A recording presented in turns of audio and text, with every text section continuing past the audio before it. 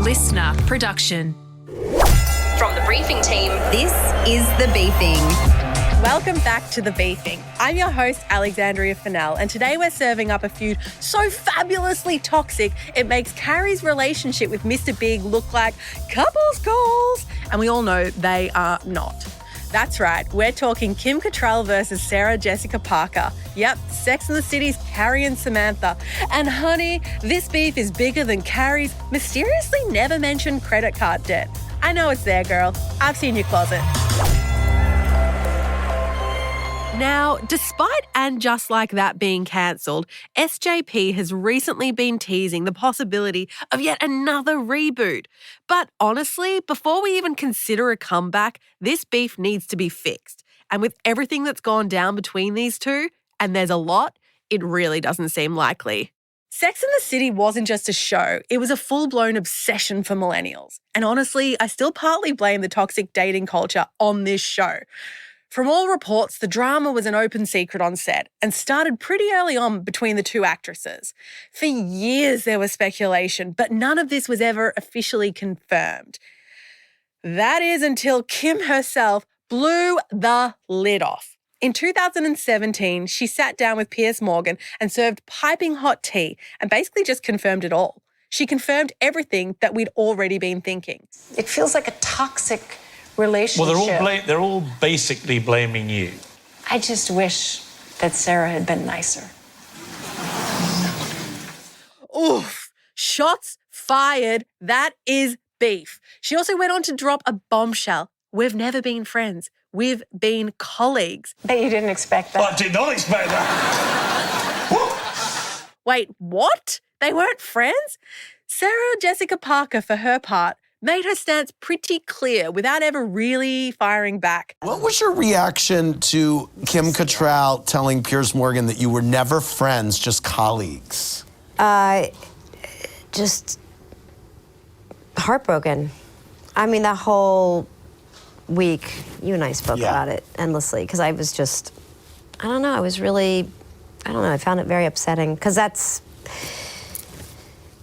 not the way I recall our experience. She also shut down the idea that there was ever a full-blown feud, saying there was no fight. It was completely fabricated because I actually never responded. And I won't because she needed to say what she needed to say, and that is her privilege. I'm still kind of undecided about whether Sarah Jessica Parker is taking the high road here. We'll probably never really know. But if there really is a feud, as most believe there is, where did it all start? Well, what else but money, honey? So Samantha. Back in the early days when Sarah Jessica first became a producer, she allegedly scored a massive salary bump, while the other three ladies were left with scraps. Now, I'd love to see what their version of scraps are, but still. It's also kind of fair. She was the producer. Anyway, Kim was reportedly earning peanuts compared to SJP's producer salary, despite delivering the show's most quotable lines. And honestly, Samantha has more chemistry with herself than Carrie ever had with Aiden. No offense to Aiden fans, but come on, that guy was drab. I love you, but I love me more. Despite the alleged tension, the show still went on for 6 successful seasons. And honestly, I could never tell there was beef. Could you? Sex and the City went on to have 2 movies, but both times reports predictably surfaced that Kim was holding up production with salary demands and sort of just being a difficult diva. I'm also demanding, stubborn, self-sufficient, and always right. In bed, at the office, and everywhere else. Sadly, by the time Sex and the City 3 was ready to go into production, Kim was done playing that game.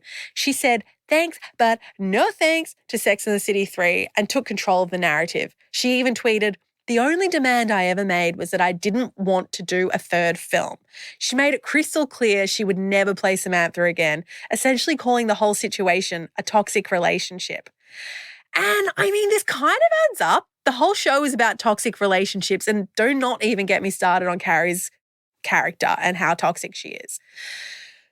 So with the movies officially dead in the water, the gloves really finally came off in 2018 when tragedy struck.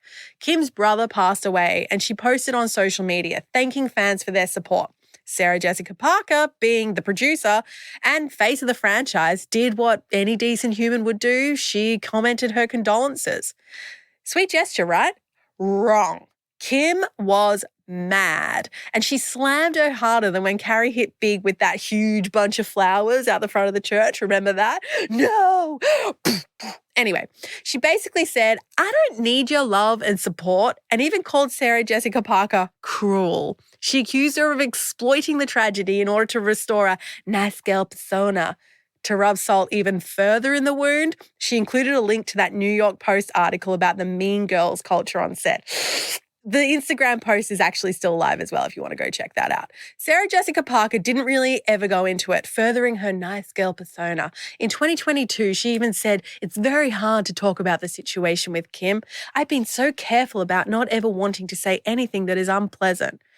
Also, for what it's worth, I actually met Sarah Jessica Parker behind the scenes once on a show I worked on, and I can confirm she was absolutely lovely. No, that's not a plug for her perfume. So after all this, who won in this fabulous Hollywood divorce? And where are we now?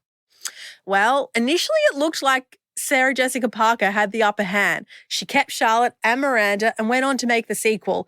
And just like that, without Kim, Samantha was even written out via an off to London text message. Yes, the fabulous narrative plot tool of text on screen. Nothing like it. Am I right, neighbours? Haha. The follow-up series was met with mixed reviews. I personally never watched it. What's a show without Samantha? Clearly, the producers agreed with me because despite the beef, Kim did make a return in a 1-minute phone cameo for what was reportedly an eye-watering $1 million in season 2 of Just Like That. $1 million for 60 seconds? That's knowing your worth. Get it, girl. The funniest part, that cameo was filmed separately from Parker and the other actresses to keep the peace. Imagine being allowed to come back to do your job, but kept separate. But here's the plot twist. And Just Like That has been cancelled. So maybe, just maybe, Kim won the beef after all? I mean, she stood her ground, cashed her $1 million check, and watched the franchise struggle without her. That's a win.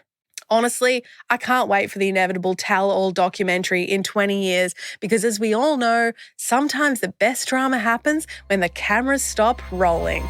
That's a wrap on today's beef. If you've got a beef you'd like us to serve up, make sure to slide into the Briefing's DMs on Instagram or TikTok or wherever you speak to us. Until next time, keep it messy, keep it beefy. Bye.